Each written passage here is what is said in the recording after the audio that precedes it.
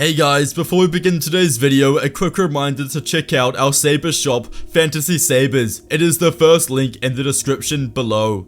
In the original timeline, Padme Amidala is a strong female senator who doesn't back down from obstacles and challenges. She desires the best for everyone in the Republic and displays compassion at the highest level. In essence, she displays Jedi traits. So that got me thinking, what if Padme was a Jedi? Let's start today's story on Naboo when Padme is a young girl. Padme's Force powers were discovered by the Jedi Council through a holocron depicting the children of the Force. Plo Koon was dispatched to Naboo, where he graciously took her from the Amidalas, who were both heartbroken to see their child leave, but also extremely proud that their daughter would grow into a Jedi Knight. Her training as a Jedi would begin relatively normal compared to other younglings. She entered into a class and began learning the basics of the Force. They learned how to focus their mind on the task at hand, using their senses. They raise tiny objects with the Force, and have history lessons about the Jedi and their purpose in the Republic. Padme was no different to other Jedi. She displayed a good level of Force sensitivity. There were enough midichlorians in her system to allow the Force to grow strong.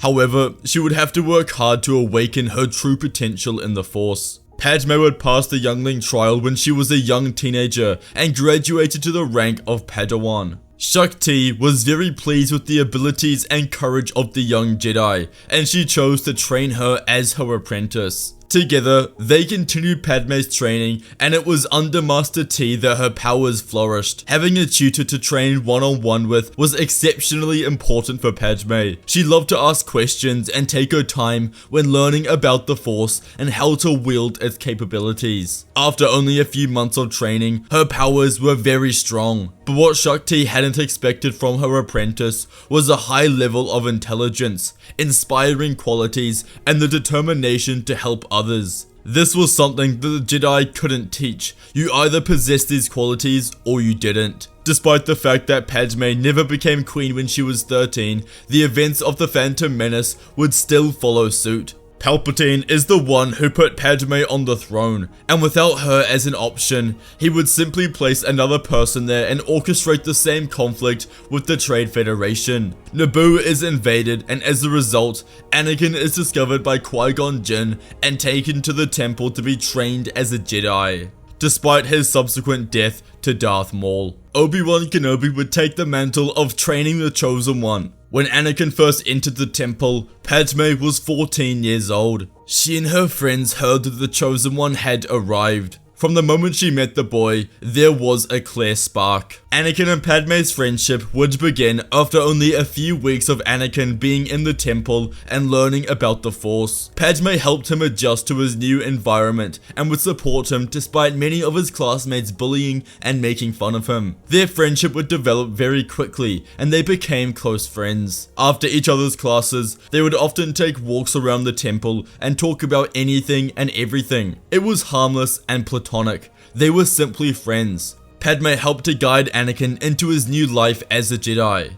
This happened over the first few months of training. Anakin received most of his tutelage from Obi-Wan, who instilled all he learned from Qui-Gon into his apprentice. Anakin's powers quickly developed, and it was clear to Kenobi, and even Padme, that he was the Chosen One. Techniques and abilities that took Padme months to perfect, Anakin could master within a few days. Hey guys, before I continue, I'd just like to shout out my saber shop, Fantasy Sabers, where we do high quality replica sabers as well as many unique saber designs. There are RGB or NeoPixel sabers available, the best on the market. Make sure to comment on this video your favorite saber to go in the draw to win a replica, the Sun Saber, marking the first month of our release. The sabers we're showing off this month are Dark Wolf, Kingsguard, and Void Blade, our favorites from the Padawan collection. These are all available in NeoPixel options, and make sure to check them out in the description. Now back to the video. His innate connection to the Force was incredible, and everyone around the Chosen One could see it. Obi-Wan and Shakti would be sent to Carnelian 4 to investigate the distress signal. Anakin had been training for over a year now, and he had enough strength to go into the field and defend himself, so naturally, the Jedi Knights took their Padawan learners with them. Over the course of this mission, Anakin and Padme spent the most time together. Even their masters could see the spark between them. The connection just worked. When they arrived on Carnelian 4, they were attacked by a small band of security droids. The masters, igniting their lightsabers and defending blaster bolts, told their Padawans to go and follow the distress signal whilst they dealt with the droids. Anakin and Padme worked together. Skywalker was only a beginner, and this was one of his first missions, so he allowed Padme to take the charge. They each placed the hilt of their blades in their hand as they pressed forward. Anakin was clearly nervous, but Padme helped him calm his nerves. They used their small figures to avoid making contact with one another and remain close together. They eventually reach the distress signal, where they find a group of hostage Wookiees. The Jedi run towards them and remove their handcuffs. As more droids entered the room as this was happening, the 3 Wookiees charged at them and destroyed the robots. Obi-Wan and Shakti arrived soon after to see that their Padawans were successful. This mission brought the two closer together. From here on out, they would be best friends and spend most of their time together. They both were trained by their masters, but would meet up after sessions and do more work together. They loved each other's company. Padme's training under Shakti would see her ascend to new heights. Her powers flourished over the course of the next 9 years, and she became an extremely powerful Jedi. Anakin was 19 years old, and Padme was 24. Skywalker had become the most proficient young Jedi in the Order. He'd always had a crush on Padme, though due to their age gap, he never thought that anything would happen and that she just saw him as a brother and that the Jedi would never allow such attachments. Over the last decade, Palpatine had been manipulating Anakin and coercing him, just like he did in the original timeline. He took him on errands to the lower levels of Coruscant, to the corruption and villainy that the Jedi allowed on their planet.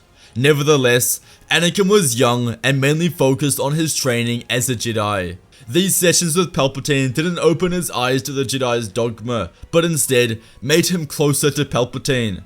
He simply envisioned the Chancellor as the father he never had. Qui-Gon would have filled that role, but with his death, he was left with Kenobi, who acted as the boy's brother more than anything. Eventually, the Clone Wars would begin and the galaxy was thrusted into turmoil. This was the shift for Anakin. He became a Jedi Knight and was highly respected throughout the Order. When war began, Anakin and Padme didn't see each other much, and they spent the least amount of time together since Anakin had arrived in the temple over a decade earlier. During this time, Anakin put 100% of his efforts into the war. In the original timeline, he and Padme were married by now, causing some of his focus to be tainted. But in this story, he became a focused and dedicated Jedi Knight. He quickly assumed the title of the hero with no fear, the poster boy for the Jedi Order. The Republic citizens deified him, and he became the most popular Jedi in the Order. He had grown into a formidable force, and he and Obi-Wan engaged in conflicts across the galaxy. His record of victories became the best in the galaxy. Padme,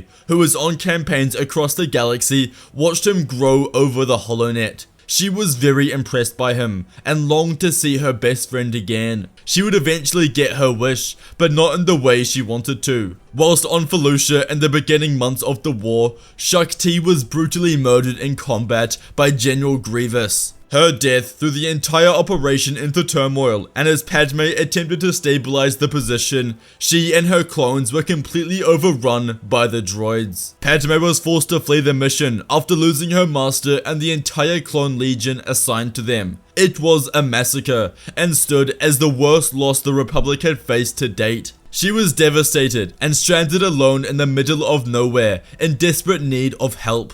After sending a distress signal to the temple for assistance, the council sent Anakin and Obi-Wan to find her. Finding her lone ship in the middle of an asteroid field, the duo rescued Padme.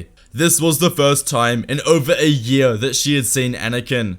But this moment was tainted by her emotional state and chaos after losing so many people that she cared about. Anakin would console his old friend and help her through this difficult time. They immediately rekindle their friendship, and throughout the long journey back to Coruscant, she receives a lot of support from him. Once they return, the council sends Anakin and Padme on a mission together. For the first time since her master's death, she was able to move forward. She and Anakin had a great time together, and they convincingly won the operation, helping the Republic, but also giving Padme some of her confidence back.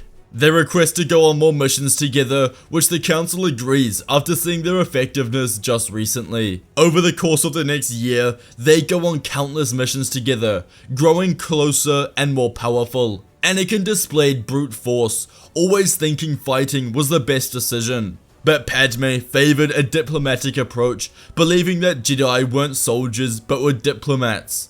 Their styles complemented each other, and it is what allowed them to be so effective in battle. Very quickly, they had the best record out of any Jedi pair in the Order. Across the HoloNet, Padme was included in Anakin's propaganda. Citizens of the Republic absolutely loved them. Even Yoda, who had been in the Order for over a millennia, had never seen anything like it. They were the faces of the Jedi Order. Very quickly, published propaganda began displaying the two as closer than Jedi should be. Images of them hugging, holding each other, anything that would give the impression of more than friends. Anakin and Padme laughed at this, but secretly, they both enjoyed it. Their feelings for one another were growing, but neither of them had opened up about how they felt, as they knew it went against the Jedi code, and because of this, they were forcefully suppressing it. Padme told herself that she could contain how she felt. In her mind, Anakin didn't feel the same, so she should just move on. Padme had self-control, but Anakin didn't. He had been in love with Padme ever since they were kids growing up in the Order together, ever since their mission on Carnelian 4 where they rescued the Wookiees. He had dreamed of them being together. One mission, late at night, Anakin opened up about his feelings to Padme. She was completely taken aback. A huge smile covered the canvas of her face. She confessed her love in return, and they discussed what to do next. Their love had to be kept a secret. If the Council knew of their romance, they would never send them on missions together. Or worse, they would be expelled from the Order. Anakin and Padme equally loved their service to the Republic, and agreed that maintaining a secret relationship was the best outcome. On the way home from their mission, the two exchanged vows and got married, cementing their love and compassion for each other. After living in the honeymoon stage for the following months, one mission changed absolutely everything. Anakin was now 22 years old and Padme 27. It was the third year of the Clone War. They were sent back to Padme's homeworld of Naboo to accompany the Chancellor. Palpatine continues his manipulations of Anakin. Just like the original timeline, he had weaved his way into the boy's life and the two were incredibly close. Everything was going according to plan. Anakin was growing stronger, the Republic was slowly expressing discontent towards the Jedi, and whispers desiring change began spreading. Palpatine and Anakin's relationship had never been so close. Anakin looked at him like a father figure. Padme saw this. She knew from brief conversations with Anakin that he highly respected the Chancellor, but didn't realize they knew each other on such a personal level. She hadn't been around the two in such an informal setting before, and she saw the way Palpatine interacted with Anakin. Palpatine, of course, knew that Anakin and Padme had recently got married. The Sith Lord knows everything, and believed he could use this to his advantage. If he plays off Anakin's feelings for Padme, then perhaps he can increase the darkness within him. On Naboo, there had been a series of murders of high-ranking Naboo individuals, including some of the royal family. It was becoming a major scandal in the Republic, and they were forced to investigate. Padme and Anakin led the investigation on Naboo. Padme would interview eyewitnesses, corner the crime scene, and look at the bodies. Eyewitnesses explained that they saw the murderer wearing a dark robe and moving in the blink of an eye, almost like a blur. Anakin would help his wife investigate, and they followed each lead thoroughly. However, Palpatine had lots of meetings with the Naboo royals, and due to the murders, Anakin took a step back from the case and focused on protecting the Chancellor and the politicians that he met with. Padme canvassed the scene, identifying everything. At night, she went into the scum of Theed City to find any clues, and although some pointed in her direction, she got nowhere. But the following day, she found a symbol on the nearby wall of the first victim's death. It was a circle with a unique diamond-shaped object in the center. Padme knew the symbol looked familiar, but she didn't know what it was. She raced to all of the other murder scenes where she located the same symbol. Sometimes it was shaped by leaves, other times by the clouds above. Nevertheless, it was there. She delved into the Jedi text from the Hollow Archives, which she is able to access the Jedi archives from anywhere in the galaxy. She scanned dozens of texts, searching for the symbol. Padme couldn't locate any reference to it. She couldn't pinpoint what it was, but knew it looked familiar. Finally, she had an urge to open up the children's book that Shakti would read to her when she was younger. These were texts which were meant to introduce the dark side in kid-friendly ways, so that younglings and Padawans at the temple could learn of the Sith. In one text, she located the symbol, and next to it, the name, Holocron of Haceres. That was it. She didn't know if the Holocron of Haceres was real, but she had to find out. She contacts Yoda and Windu and tells them everything she has learned. Information about such Sith artifacts weren't available in the Jedi archives, only in the restricted section. Padme asks the Masters if she will be allowed dispensation to enter the restricted section to aid in the investigation. The Masters tell Padme they will get back to her on this. Windu and Yoda were very concerned. Why were the Sith a part of this?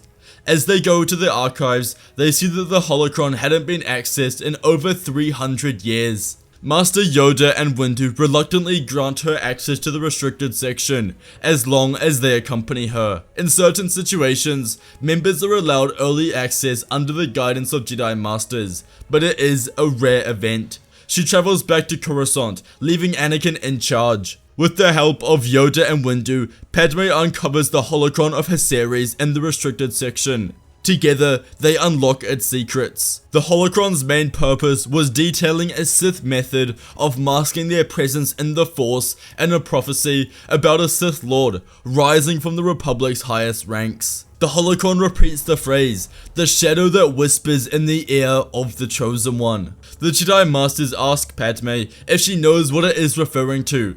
She thought long and hard, her mind constantly going back to what she first saw when they arrived on Naboo, and seeing how close Palpatine and Anakin were.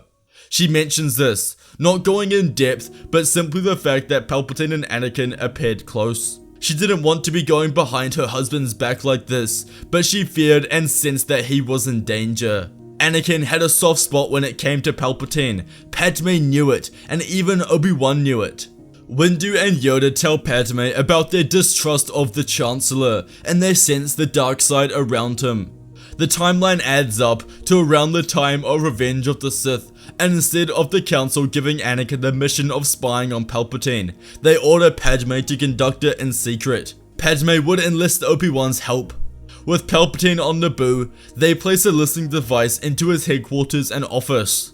They had committed treason against the Republic, but no one would find out. A few days later, Palpatine returns from Naboo and finishes his meetings. Obi-Wan and Padme overhear a conversation between Palpatine and another being, whose voice is eerily familiar, but they can't pinpoint it. They hear Palpatine refer to Anakin as the key to our victory. This made Padme very nervous as the conversation continued to play out. The Chancellor finally goes to end the call, thanking Lord Tyrannus, who responds that he will keep in touch before referring to him as Master. This confirmed it in their mind. Palpatine was Count Dooku's master, and the Sith Lord was in charge of the Clone Wars. They share their findings with Mace and Yoda, who know they must take action. As Anakin comes back from Naboo after being unable to solve the mystery. That night in bed, Padme explains everything to her husband. At first, Anakin was absolutely furious and extremely upset that she lied to him. But she felt like she had to. He becomes blind when Palpatine's loyalty is questioned. She explains to Anakin that she and some of the council members are going to confront the Chancellor tomorrow, and she wishes for Anakin to join them. But Anakin was upset, enraged, and stormed out of the room. Padme was distraught, and after being unable to find him, she knew that she had to focus on Palpatine, and Anakin would just have to come around. The following day, Windu, Yoda, Obi-Wan, and Padme go to confront Palpatine. Windu announces that he is under arrest. Sidious wasn't expected to be outed this early. and he was extremely aggravated as his final stage of the grand plan in turning Anakin to the dark side was about to commence. He stands and ignites his crimson lightsaber, leaping towards the Jedi. He fought with hatred and anger, annoyed about their discovery. The Jedi are immediately placed on the defensive. Padme was probably the weakest Jedi, and she was focused on being defensive and providing pressure to Palpatine when she could. The Dark Lord took a moment where Windu and Yoda were slashing at him to quickly press his attacks and slice Obi-Wan to the floor. Padme screams as she presses forward, but she was the weak link, momentarily faltering, and as Palpatine went to kill her, Yoda jumped in the way and lost his arm. He fell to the floor and out of the battle. Windu and Padme were left alone. They pressed forward again. Windu used his Form 7 variant Vapod to gain the upper hand, rendering Palpatine's dark side advantage useless. But Windu's arrogance got the better of him, and he left an opening in which Palpatine used the Force to push him into the wall. With Padme left alone, she was beaten to the ground, the blade pressed against her throat. As he goes to kill her, Anakin rushes in, throwing his lightsaber and blocking Palpatine's blade. He saves her life and sees Palpatine for the evil man he is, trying to kill his wife. Padme and Windu get back to their feet, and their combined strength allow them to win, as Padme sees an opening and kills Palpatine with her lightsaber. The aftermath of this battle saw Yoda have his arm replaced and Obi-Wan receive a funeral. The Clone Wars were over, the Jedi had won, and now they were on the road to peace. Terror struck the Skywalker family when Padme discovered that she was pregnant. Unlike the original timeline, this wasn't something she could hide from the Jedi, as regardless of who the father was, Jedi weren't allowed to have families. They decided to come clean about their relationship when the council continues to ask who the father is. Although the council was shocked, Yoda and Windu were not overly surprised. After much deliberation from the council, they announced that the Skywalkers were pivotal in defeating Palpatine and allowed them to remain in the Jedi Order. She would give birth to twins named Luke and Leia shortly after. From birth, they would be brought inside the Jedi Temple, and it was clear that the Chosen One bloodline ran thick. As time went on, they would be trained in the Jedi arts. Eventually, both Padme and Anakin would be granted the rank of Master and would both join the High Jedi Council. All was right in the galaxy. They had their family, they were both incredibly powerful Jedi, and the galaxy was safe. They couldn't have hoped for a better outcome from the Clone Wars. The Skywalker family lives happily ever after, living with love, kindness, and protecting the people of the Republic. Ignite your imagination with fantasy sabers. If you enjoyed today's video, you must watch What If Anakin Left the Jedi Order for Padme, and What If Darth Vader was at Padme's funeral. Please check out our saber shop, Fantasy Sabers, for the largest collection of replicas, Padawan sabers, and more. The link is in the description below. Thank you all for watching, and may the Force be with you.